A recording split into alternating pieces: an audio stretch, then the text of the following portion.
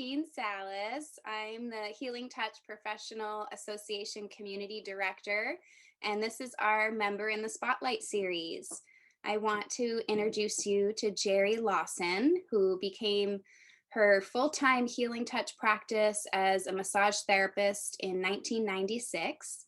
She was certified in Healing Touch in 2001, and then became a Reiki master and Clarity Breathwork practitioner.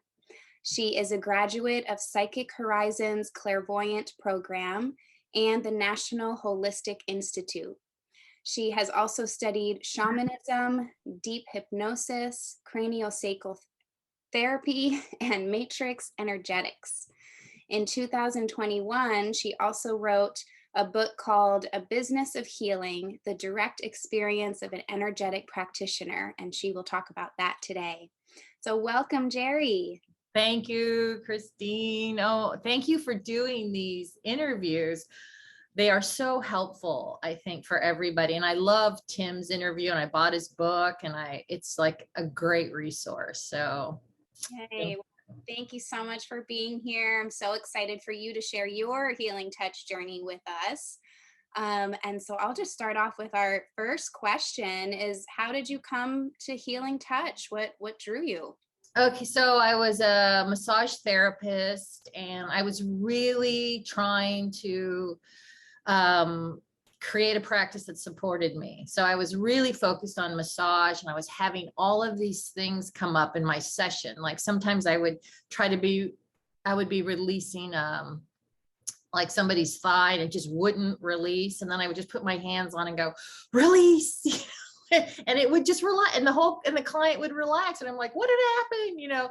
So I thought, okay, I should learn an energetic practice. So at the time in 2001, there was Reiki and there was healing touch. And so I looked around, and I just was attracted to healing touch because of the structure. I really needed structure. I was really nervous about doing healing work for money, for a business. And I wanted something that was very, a really firm foundation and really professional. So that's why I was attracted to healing touch, because of all the techniques and the thoroughness of the training. And then I started healing touch, and I became certified in 2001, and that became the foundation of my practice. And the thing about healing touch, which the training is so important, and the community. It's the community. As a solo practitioner for 20 years, I mean, things happen, and it's just crazy sometimes, right? Like sometimes you just go, okay, the miraculous things that happen, holding space for people going through some of the worst moments of their life, some people breaking through and opening up to new possibilities in their life that they never imagined. Sometimes you just get overwhelmed, and it's so great to be able to go into a community that understands that. And so, the training and the education, it provides a language, a way we can communicate with each other, touchstones for, I did a mind clearing, I did a chakra connection, but this happened and that happened, and this was supposed to happen and it didn't, it's just creates community. And that is so important, has been so important for me. And then doing this interview just reinforces that, of sharing our stories, and so anyway, back to my little journey. So I went into healing touch, and then as a massage therapist, I started incorporating healing touch into my massages when the massage stopped working. Like if I couldn't get the person to relax, I would do the healing work. And then I started doing healing work on the side, and I joined a business group, BNI, to promote my healing practice. And healing is a mystery, and it's hard to market a mystery. It's just a little tricky. So the thing that always worked in my practice, I can't guarantee anything's going to happen in the healing, except when I was working with people going through chemo and radiation and cancer. I found that they were always felt better. And clearing the energy field was super helpful, no matter what. So I started promoting healing touch for people going through chemo and radiation. And I got, I kind of had to develop my own protocol for it, because when I was in training, it was like you do a session before the chemo, after the chemo. But in a business, people with cancer are just going through so much. Like they've got to go to this appointment and that appointment and doctors, so like how could I help them the most with timing the practice, timing their session with me? And I found that they did best right after they got their infusion, and that I could help them clear, like I could really like untangle their energy system so they need less chemo to do more, and I can't say this, I can say this among us healers, but my clients didn't get neuropathy. And I noticed that if we somehow skipped a round of chemo, it was very obvious how the healing touch was helping them. Like they would feel numbness in their hands and feet in their 5th session, and they never had felt it before, so it was obvious how much it was helping. And every chemo is different. Every person going through chemo is different. But in general, it was pretty obvious how helpful it was. So I found that right after chemo was the best time, and clearing is the greatest technique. And that I became like, if you're going through cancer on your healing journey, healing touch is super helpful. So again, okay, back to my healing journey. So I was doing that, and then I actually was doing a lot of healing touch. And at this point, I do all energy work. I don't do any massage. So now my practice is completely energetic, breath work, and hands-on healing. I started studying with, I just took, like, I was a workshop junkie. I took like everything I could. And then I really started feeling in my healing practice, I noticed all I was doing was long chakra connections, and everything was happening. And I got a little nervous, like, am I really doing healing touch? Things that were happening in my practice, it's like, we're supposed to happen, like I would gear up to do a lymphatic drain, and I would go to my client and I would put my hands on them, and then something else would totally happen.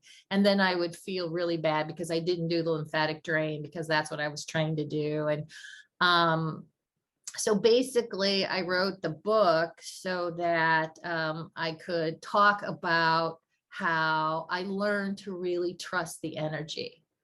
And I'm going to read a little bit from it. Yes, please. It took me over 20 years to develop the ability to completely trust the energy, to understand that whatever happens during the healing is and always will be perfect. This trust has become an embodied skill. Now fully embedded in my muscle memory, this healing skill is my superpower.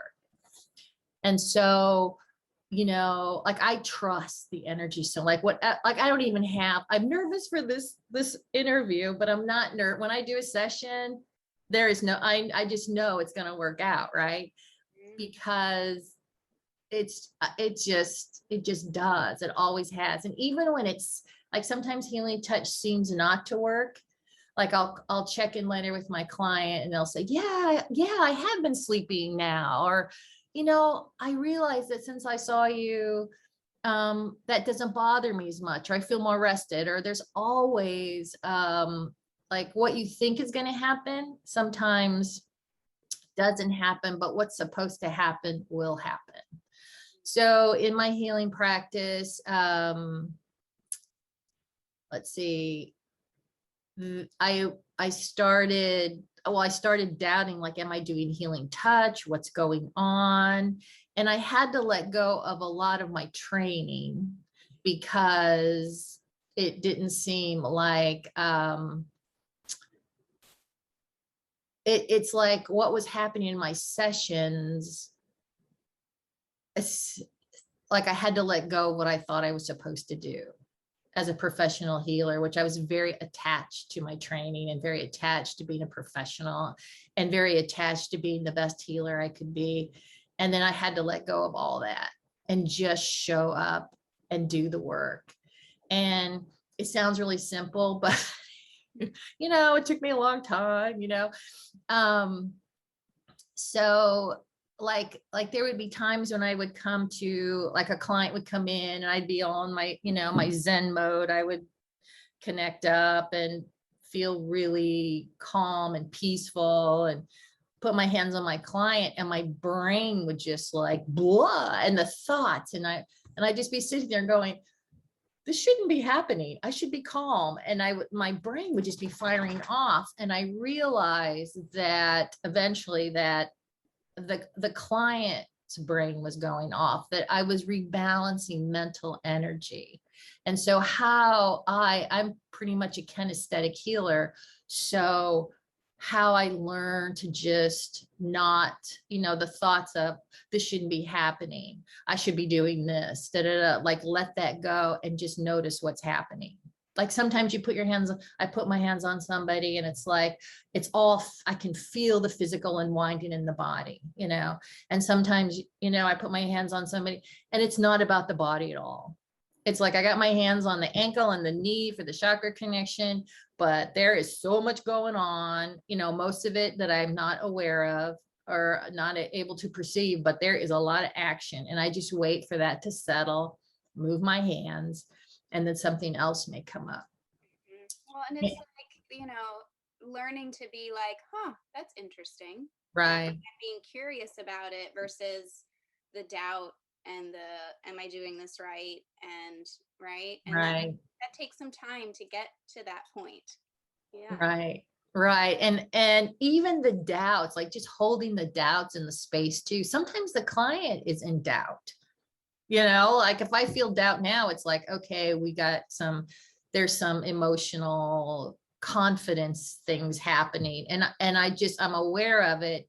And I'm feeling, maybe it's around the shoulder or the second and first chakra, but I'll just hold it until it resolves.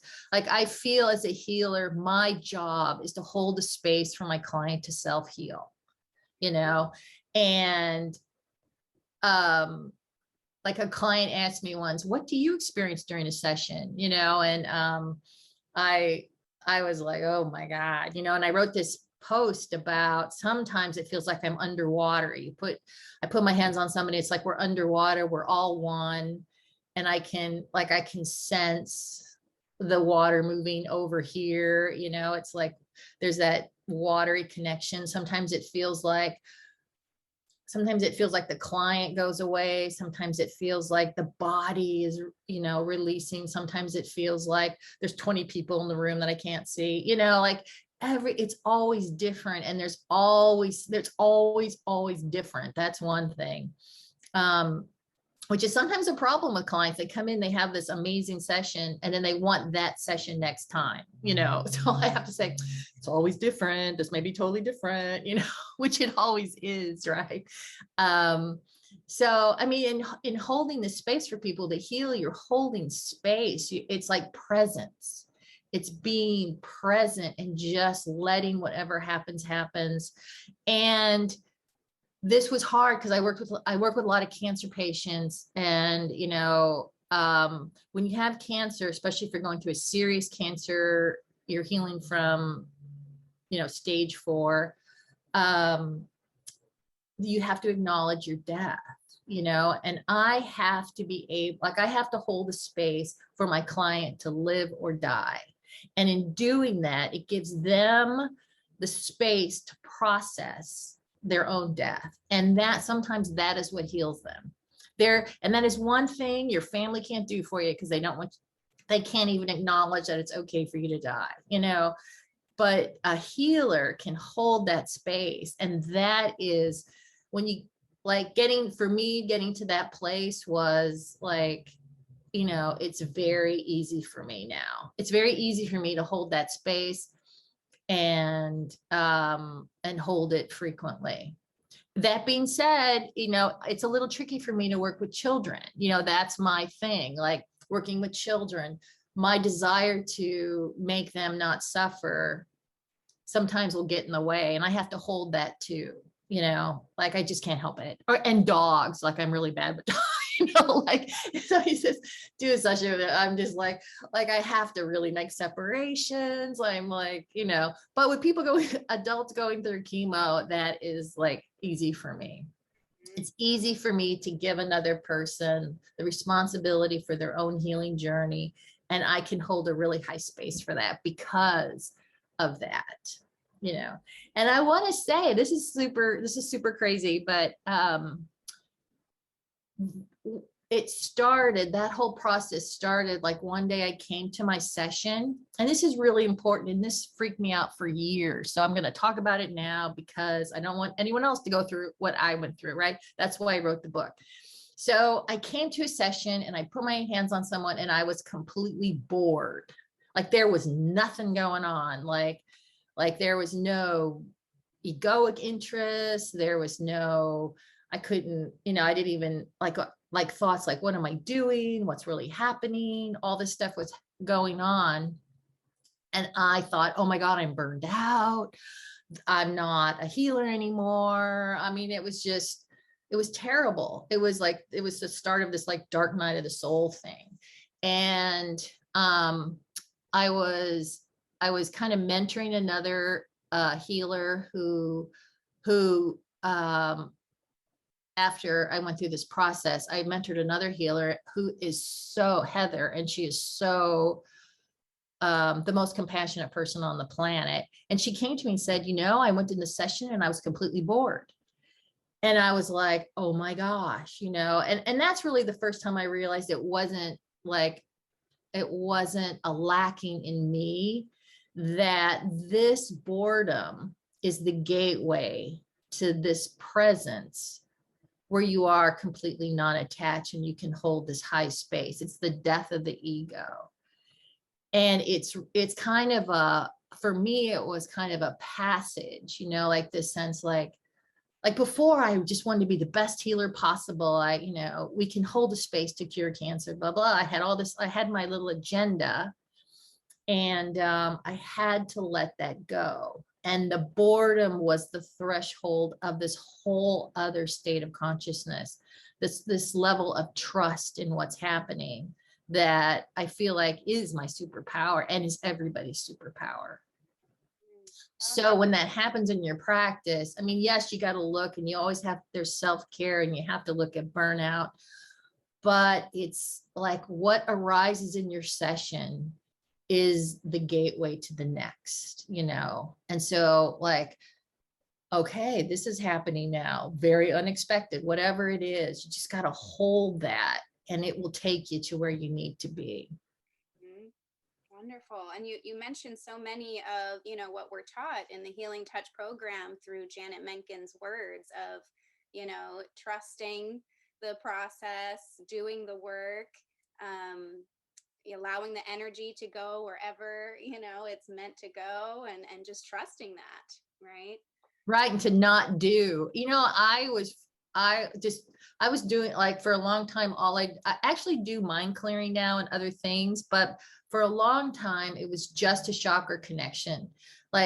And by the time I got to finished it, whatever was in the field had been resolved, but I hadn't addressed it with a technique. And so, and also when I first started Healing Touch, I always felt energy moving, like calming, yellowy honey energy or a blue energy, or, and then suddenly it was just like, there was just space. There was this space, and there was nothing, there was no energy moving through. There was just space, and so I was like, all right, we have space now. I mean, it's like, like when things change like that, it's like, okay, it's completely shifts you around, what is the point of that? I kind of got off on a tangent, but, can't remember. So, anyway, I got it. Okay. So so I was holding these spaces, and then I went to like healing touch conferences, and I would ask older healers, like what did Janet Menken say about this? Like one of the healers told me that, Janet Menken said that at one point, all you need to do is a long chakra connection. And I just was like, oh, thank God, and really just that presence, like I'm kinesthetic. I love to touch. And so there's a lot of information when I touch somebody, or even if I'm just near them or touching their field. So that really helps me, I think, in staying grounded and holding a focused space. And that's really like sometimes all we need to do is hold that space. Like sometimes just talking to someone before the session, they're already open, they're all something opened up and they resolve something, and the healing just integrates it. The chakra connection just integrates it. So I guess I'll just keep talking. So because of the space thing, and I was really studying, when I was in the height of my spiritual seeking, which hopefully I've let go of, but I still love workshops. But I was reading a lot about non-duality and the space of oneness, and the space of, I really felt connected to that whole idea of duality and non-duality, and the oneness, and the oneness where we have no division. There's no table, there's no computer, there's no me, we're just all one. And so I found Kathleen Prasad, who teaches, now she teaches something called Let Animals Lead, but it was basically then animal Reiki. And she lives right in Marin.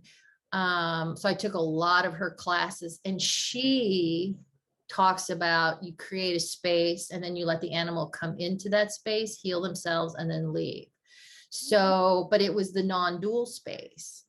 And I studied with her teacher, Francina, and he talks about Reiki as a spiritual practice. Usui had a 5-part system of Reiki for spiritual awakening, and hands-on healing was one part of that. And so he went to the roots, the Japanese roots of Reiki, and talks about chanting and meditation and, hands-on healing, which took off in the West. So just studying with them, I really, okay. So that's what's happening. We go into the oneness and the client heals themselves. I'm holding a space. I'm trying, my intention is to hold a space for my client to heal themselves, however that shows up. Sometimes I feel like there's a lot of people, the clients say afterwards, you touched me here and you were touching me there. I didn't know where you were. There are a lot of presence in the room for my client's guides, my client's healers, and I can feel them. I wish I could feel more. I wish I knew more, but that's my skill set at this point. I'm trying to open up to it, but basically I hold the space for that, between the veils, between heaven and earth, hold that space for them. So the whole non-duality thing, it really helped me understand how I hold space for my clients. And we all do it so differently. The key is to trust. You just have to trust your path. You just have to trust that you are just having the intention to want to help another person. You just have to trust that. And if you have that, you show up and you just hold all your self-doubt with everything else going on. I mean, you never negate it. You never say, okay, I'm not going to think that. You say, oh, look at that thought just went through, or that thought went through, and you do, and you're holding it, because you just never know. You just hold space for everything. And in my emails, I have this quote there. There's no difference between the giver, the receiver, and the gift itself. Like when you're holding that space, you are just as much a part of it. And so you're holding that space, and there's just this oneness. And so it's a kinesthetic prayer. Every session is a kinesthetic prayer. I love that. Yeah. And I think that I love everything that you're bringing up and talking about, because it's so real to us, especially as like when we start our journey, right, as healers, and all the doubt that comes, and are we doing this right? And and I love that you created this book that talks about some of those things, that we all can relate to. We all have had those moments. um and yeah, it's so important that trust, and that idea of like less is more. We don't have to fit in like 5 techniques into a session, right? It's even just one technique can be healing. Yeah. So I love that. I love you making that point and reminding us about that. um any other kind of key points about your book that you want to share with us? So when I wrote the book, I like, I just, it's like, I felt like after everything I went through, like I was mentoring this woman, Heather Swallow, who was my client and now is like the most amazing, an amazing, amazing healer. And so in watching her, like, she would come in for her healings, for her sessions, and she would talk about her practice. And I could just say a couple of things, and she didn't have to go through what I went through, like the dark night of the soul of the healer. I mean, we can talk about it, and it doesn't have to be that bad, but it was intense. Like it was like, especially when I thought I wasn't doing healing touch, like I just felt like a loss, and in talking to healers, other older healing touch healers have been doing it for a while, I thought, okay, this is all right. I have to trust this, and just stay focused and see what arises in my practice. So then I got to a point where I realized that the trust is the superpower. I think someone can walk into the first level of healing touch and do just a powerful and effective healing as somebody who's been doing it for 30 years. That, no doubt. I mean, I've seen it happen it's like miraculous. But it's that, holding space for people who are going like on an ongoing client. It's like trusting the energy. That is the only difference in my mind between a beginner, like, okay, so like when it looks like it doesn't work, like that, or somebody says, I didn't feel anything. I'm like, that's like, whatever, like, and when I first started, I'd be like devastated, like it didn't work. I'm terrible, so, and now I'm like, well, we'll see.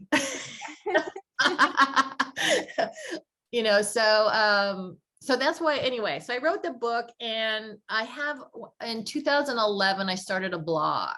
I am not a verbal person, like I always say, like, I feel like English isn't my first language, but it's my only language, like I'm much more comfortable with images, and I don't know, but verbalizing things was always really difficult for me. And you have to verbalize to your clients. You have to talk about it a little bit, or like, what do you do, or what will this do for me, or what can I expect? And so I started my blog in 2011, and I could not find another healing blog online.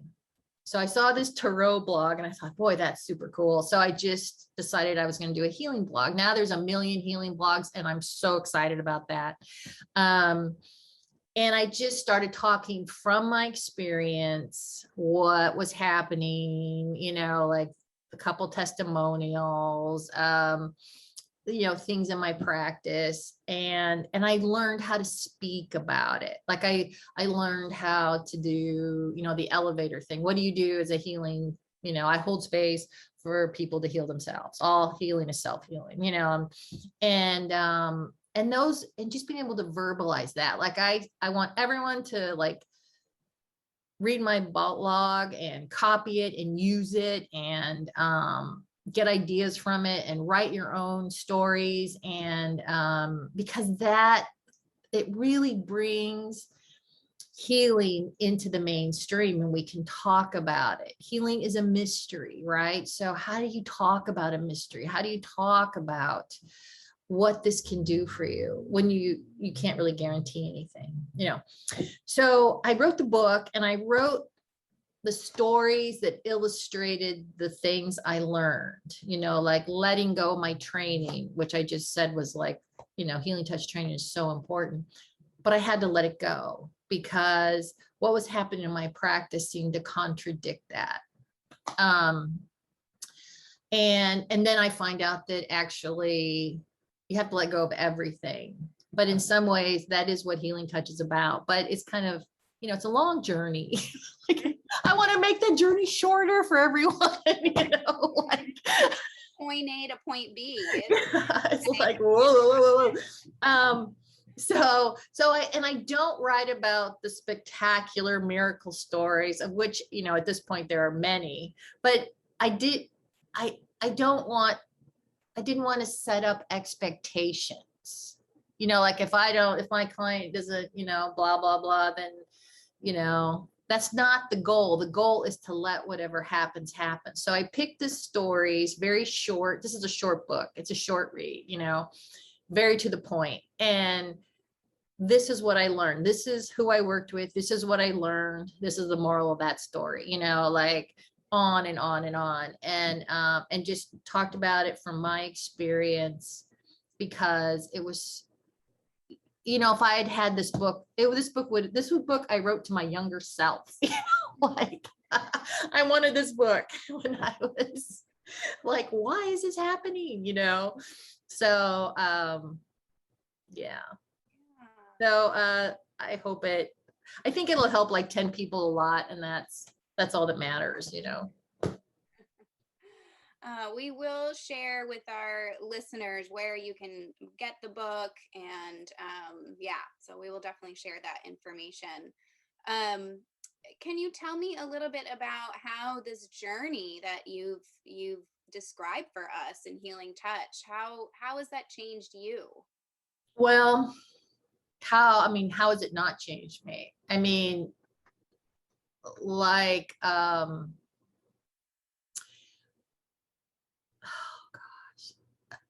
I was a spiritual seeker to the nth degree. You know, I was always searching I would walk into a metaphysical bookstore, and now it was just like so exciting. You know, the next book, the next technique, the next this, the next that. And now I know that all the answers are within, you know, like all the answers are within, and there's no book now. There's no, it's all internal, you know, and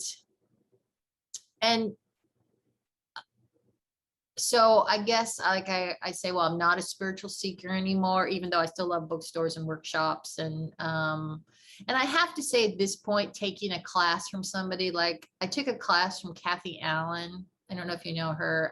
She works with trauma. She's an amazing person. And every time you work with a teacher or even each other, there is a transmission.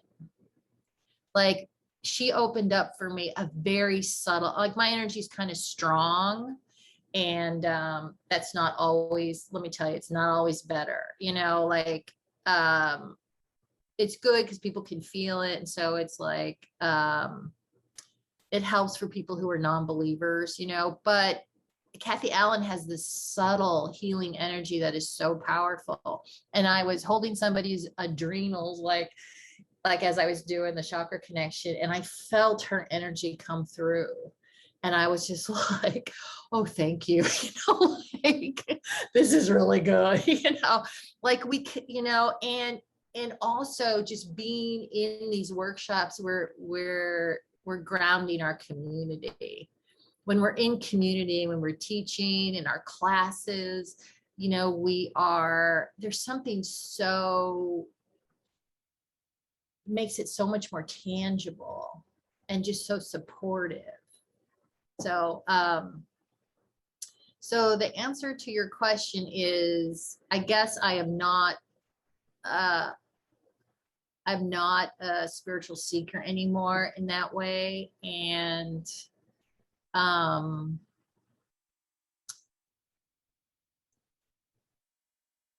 while like I always wanted to be awake, whatever that was.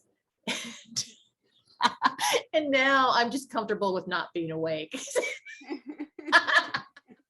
It's not happening. I mean, I don't feel awake, but I can hold that space for myself, that it's okay, that where I'm at is okay. And there's not that intense striving, Yes, that would be best. Yeah.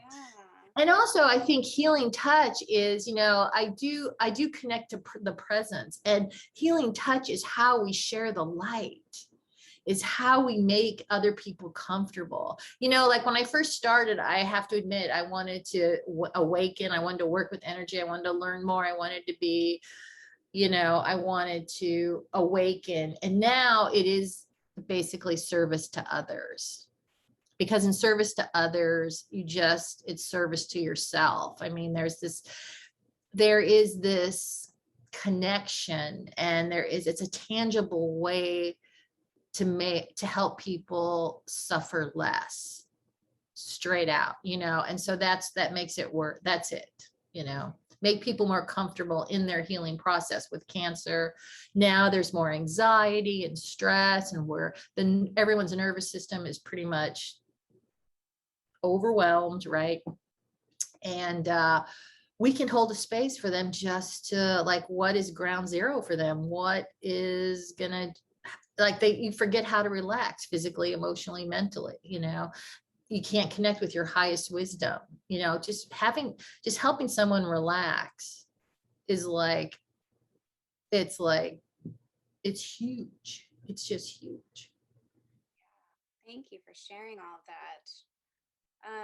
How about challenges? I know you mentioned some, right, as starting out as a healer, and the doubts, and any other kind of challenges that you faced and kind of overcome in your journey. Yes. Well, the boredom, when I hit that boredom threshold, that was difficult. And so the energetic part of it, the healing, actually being in the session with your client, is the easiest part. It's the time in between, I remember there was a phase where, you go into the session, and it was just you go into the present, you go into that eternal moment where you can heal the past and create the future and connect with the divine. And then you leave your office, and then you go into a Walgreens, and then it's just you can't handle it.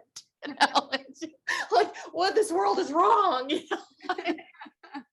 And then you're like, oh my God, so it's like that, there is that. I had this stage where I felt like I was walking between worlds, okay, I got to do I got to do my quicken. I've got to make call some people. I have to, do these mundane human things. And it just seems so difficult, when you're in that healing space, your heart is open, and then you watch the news. Oh my God, don't even go there. It's just how do we keep our heart open and watch the news? How do we live with an open heart in this world? That is the question, and we don't have any answers anymore. Forget answers. All we have are better questions, about, okay, how do I listen to the 5 o'clock news or NPR, or how do I hold that? So that was a tricky problem too. And as far as having a business, so in helping other healing touch, I'm not a teacher.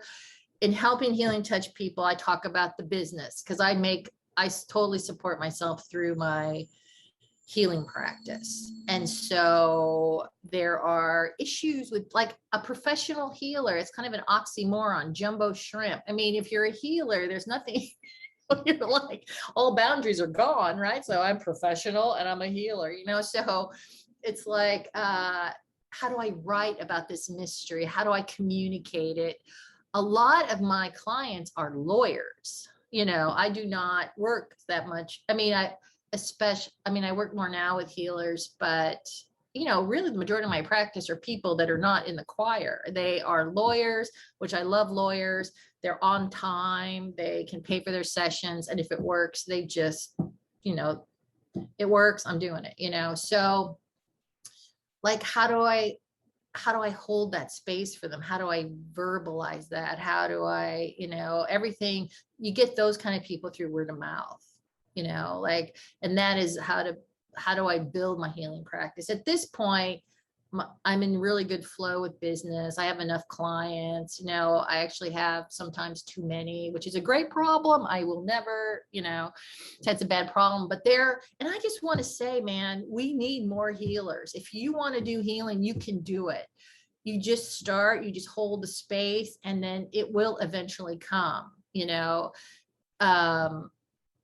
like I pay my mortgage and I live in the Bay Area and I do it through my healing work, but I've been doing it for a long, long time. So that phone number has been out there on that internet for a while. So, and there's other healers in my area that are also doing the same thing. So, and we need more. You think being in the Bay Area, being a healer, like there'd be too many? No, there's just, we need more. I could have someone down the street. I swear to God, it'd be perfect. We need more healers. We need more people holding the light. And even if you just want to learn healing touch to work on your friends and family, yes, I would volunteer. If I could, my healing practice would be for free, but that's not an option for me in this lifetime right now, so I have to charge, and then there's that whole thing, taking money, which, I'm totally in that flow now, but it was hard, it was really hard at first. And then, it's being a healer is it's a wonderful life, it's a wonderful, and just doing healing, however it comes into your life, and we're opening people. I just want to say too, my clients open up, like if they go through chemo, and my focus is to help them with the chemo, help them be more comfortable, make it all doable. And so many things happen when you get regular healing sessions. So much happens, even though the focus is chemo.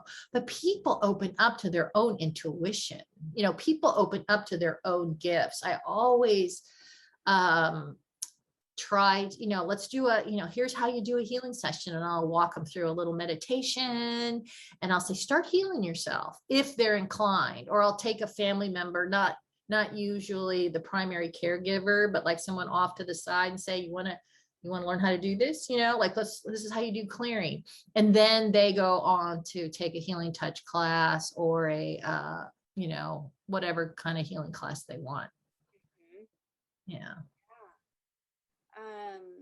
I love all the challenges that you kind of shared with us, and I'm trying to think. I had a comment on one of the things that you shared, but it's kind of left me. It'll come back. So you also had mentioned when we spoke earlier that you could possibly guide our listeners through an invocation to help connect our hearts, and I was wondering if you were still open to doing that. I will. And I just want to say that community helps with everything. All my issues, like having a community of healers. I was one of the only, when I first started, there was no other massage therapists that was learning healing touch. It was all nurses and RNs. And I was kind of 10 years younger than everybody in the group in my area. And I was a massage therapist with Janet Menken. She kept this healing practice open to everybody. And so I was like, even though I felt kind of, but like when I started working with MRSA, I didn't know what MRSA was. I couldn't even spell it to go online, and I could just call someone and say, what's MRSA? I'm going to work with somebody with MRSA. What, and they would, all my nurse community would tell me, and we're just such a resource for each other. I do trades with Lori Ratto and Alameda. During COVID, we were doing distance healings. I mean, we support each other so much, and when you get overwhelmed with all the possibilities in your healing practice, you can just go to someone and say, like, yeah, I'm having I'm just, I'm having a hard time integrating this. And it's just so helpful. It's just so helpful. So I want to do a little kind of an invocation, really kind of an ending for to connect us all. Yeah, wonderful. And you totally read my mind. I want my point, what I wanted to bring up earlier was about community and how you mentioned these challenges, but how community has been helpful, right, to work through those challenges. And that is something that, you know, we have in Healing Touch and with HTPA is that access to community, and a community that wants to help each other, right? Like Understands each other. You don't have, you know, you can go, you know, you can't go to anyone and say, like, you know, I just had 2 clients last week say that, you know, I healed them from a chronic illness. You know, it's just like, sometimes it's mind boggling. Now, whether it's true or not, you know, you know, it doesn't matter. You have to hold that. How do you hold that? Sometimes the success is as hard to hold as the apparent non-success, you know, like it's just like, you know, why does this person suddenly have a spontaneous remission, which is happening a lot? And why is this person not? You know, like how do you hold that? Like sometimes you just need to eat some mashed potatoes and watch Netflix. You know, that's the bottom line. Like it's just, it's too much, you know, like and for me, I just want to mention, we have a Healing Touch community here in the East Bay and in Walnut Creek. And we get together 4 times a year, and it's been on Zoom. And we just get together in community. And that is super helpful. It's super helpful. And we have a speaker and we talk about things, and sometimes we just talk about you know, how's COVID impacting your practice, blah blah blah, you know. I mean, I have to say my community is it's really helped me integrate all these crazy wonderful possibilities into just my life, you know, and keeping me grounded. Wonderful. Thank you. Okay, so you ready? Hey, yes. All right, so just go ahead and we're gonna just feel your body right now on your chair.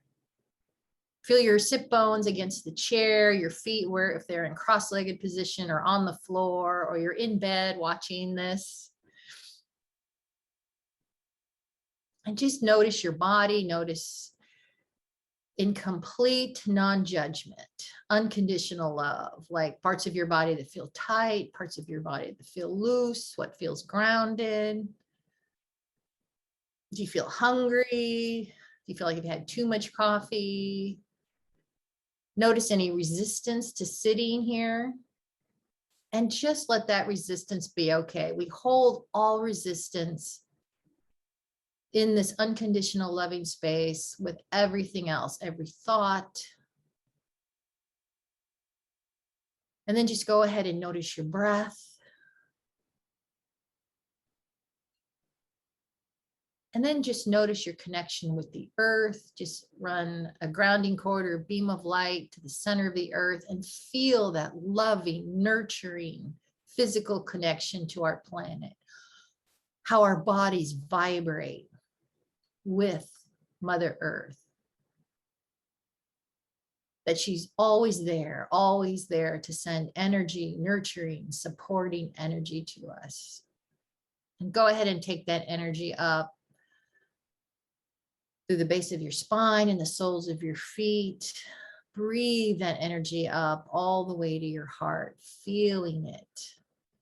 Physically nurture, massage, detox, relax every cell in your body.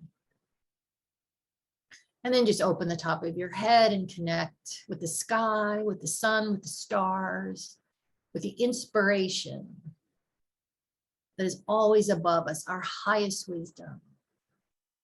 And on your next breath, breathe that down through your head, your neck, your sinuses, and into your heart. And just feel yourself, a column of light connecting earth and sky, bringing the spiritual into the physical, that we are completely supported on all levels.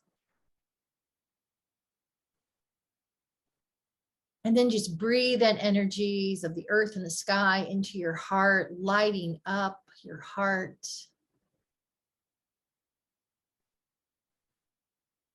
And then just see everybody watching this video and everybody who ever will watch this video. Let us connect our hearts in a huge circle of light. And just feel that connection to your healing community. Feel the light, feel the support, feel the love. See the essence of other light workers, of other healers. And let them see you in this light, clearly, effortlessly, joyfully. Feel the space where you are understood, where you are accepted, where you are nurtured, where everything you need is right here, right now, in this moment, in this circle. We have the energies to heal the past and create the future. Everything we need is right here, right now.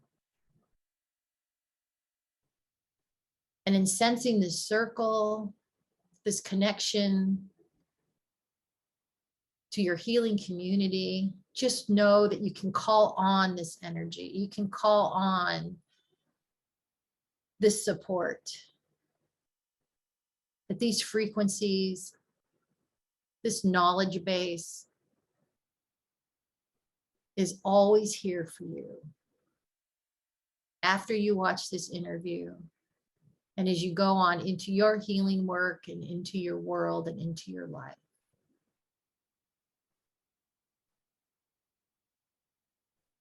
So take a couple deep breaths and feel this love, this continuing support, this eternal moment, this presence, and this joy of community.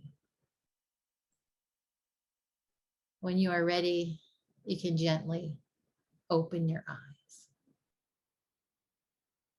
Ah, that was so beautiful, Jeri. Thank Oh, I you. felt like, whoa.